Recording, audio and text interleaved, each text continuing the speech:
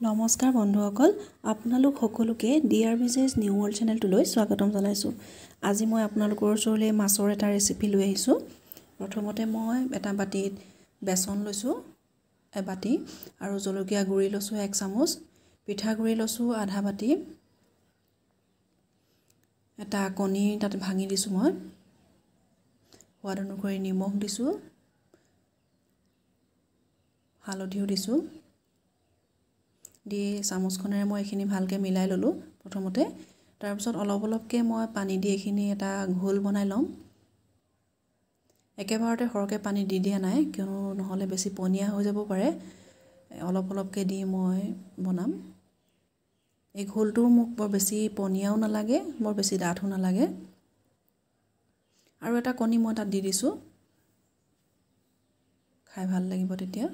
এইখিনি ভালকৈ মই মিলাই দিছোঁ। ঘোলটো এইটো জোখৰ হ'লে হ'ব, বৰ বেছি ডাঠ নাই হোৱা। এতিয়া মাছৰ পিচখিনি মই এতিয়া এনেকৈ ঘোলটোত লেটিয়াই লৈছোঁ। লেটিয়াই লৈ মই গৰম তেলত অলপ অলপ এপিচ এপিচকৈ দি যাম। একেবাৰতে বৰ বেছি সৰহকৈও দিব নালাগে, নহ'লে লুটিয়াবলৈ দিগদাৰ হ'ব।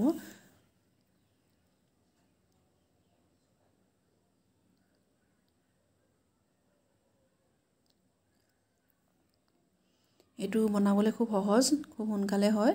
এতিয়া এটা ছাইড ৰঙচুৱা হৈ আহিছে, মই লুটিয়াই দিছোঁ। ইটো পিঠিও মই তেনেকৈ ৰঙচুৱা হোৱাকৈ মই ফ্ৰাই কৰি ল'ম। ভিতৰলৈ মাছটো সিজিব লাগিব। এনেকৈ কম জুইত মই এনেকৈ লৰাই লৰাই থাকিম।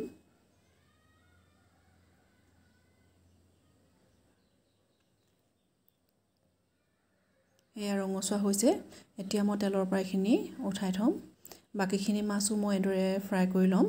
এয়া আমাৰ মাছৰ ৰেচিপিটো ৰেডি হৈ গ'ল। ভিডিঅ'টো চাই যদি ভাল পালে প্লিজ লাইক, ছাবস্ক্ৰাইব আৰু শ্বেয়াৰ কৰিব। লগতে কেনেকুৱা পালে আমাক কমেণ্ট কৰি জনাব।